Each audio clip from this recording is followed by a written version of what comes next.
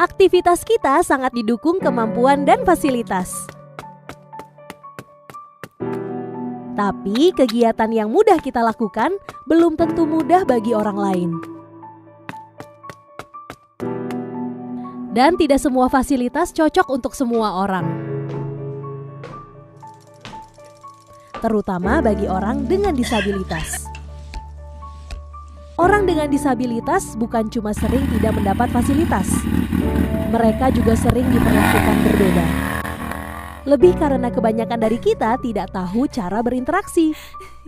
Biasanya kita menghindar, tapi lebih sering kita keliru bersikap terhadap orang dengan disabilitas, sekalipun awalnya maksud kita baik.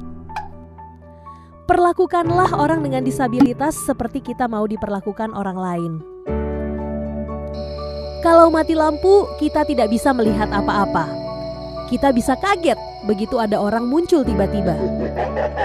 Karena itu, bila kamu mau menuntun orang dengan disabilitas netra, bertanyalah terlebih dahulu.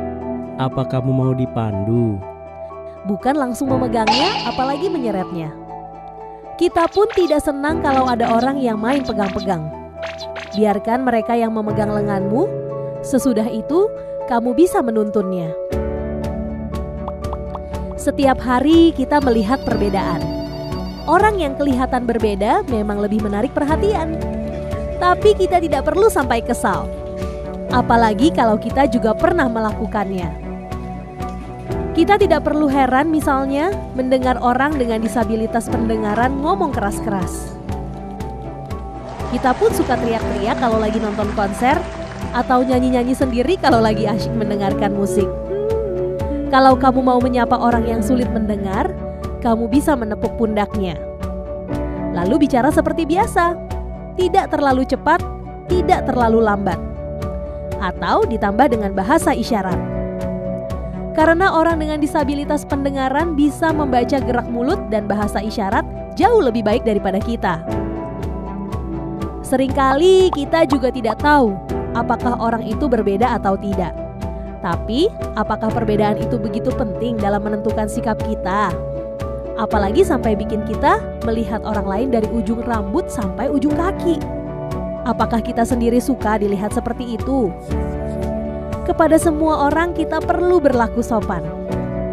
Penampilan orang dengan disabilitas mental seringkali tak berbeda jauh dengan kita. Mereka punya KTP. Jadi mereka juga bisa ikut pemilu. Yang paling mereka butuhkan justru interaksi sosial. Kalau kamu bingung mesti bersikap bagaimana, kamu bisa cukup tersenyum ramah. Sementara itu kita tahu kalau di luar sana banyak fasilitas di Indonesia yang belum ramah untuk semua orang. Loket berkaca gelap tidak membuat kita nyaman berkomunikasi. Orang dengan disabilitas pendengaran jadi tidak bisa membaca gerak bibir. Trotoar rusak sangat berbahaya bagi pejalan kaki. Apalagi bagi yang berkursi roda. Karena itu penting untuk mendorong perbaikan fasilitas umum.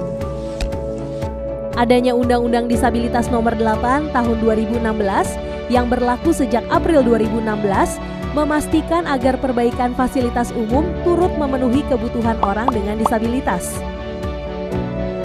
Ada 25 sektor yang dibahas.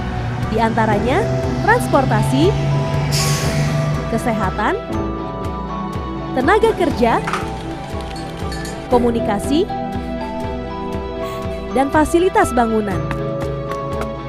Tanpa fasilitas kita sulit beraktivitas.